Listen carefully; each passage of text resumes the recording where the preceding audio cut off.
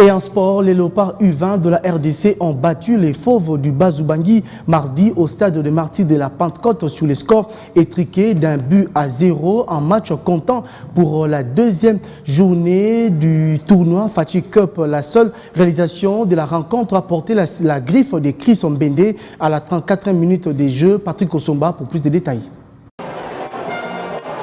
Après avoir raté leur décollage face au Gabon, les léopards U20 de la RDC ont lavé les fronts ce mardi face aux fauves des Bazou-Bangui grâce à leur victoire étriquée d'1-0.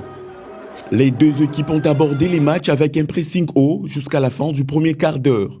C'est à la demi-heure de jeu que le poulain des Guy Bokassa vont prendre les contrôles du match pour trouver le chemin du filet à la 34e minute de jeu sur corner grâce à Chris Mbende.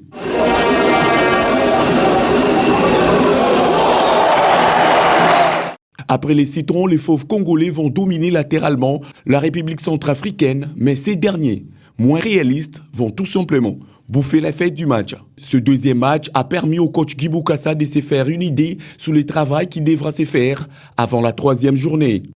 On va essayer d'aborder le prochain match comme on a fait avec celui-ci.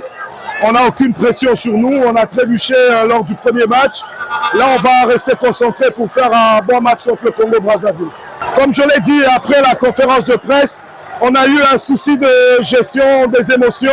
C'est passé et là, on a eu droit à un match plus difficile que le premier match, mais on a su le gérer avec un réajustement au niveau tactique et aussi au niveau de l'état d'esprit. On espère que les enfants seront constants pour la suite de la compétition. En deuxième explication, les Diables Rouges du Congo-Brazzaville et les Panthers du Gabon se sont neutralisés sur le score de 2 buts partout.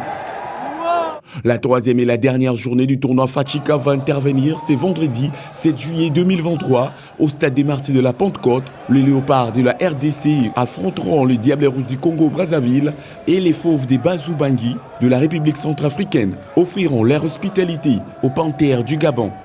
Pour rappel, l'entrée est gratuite pour le public.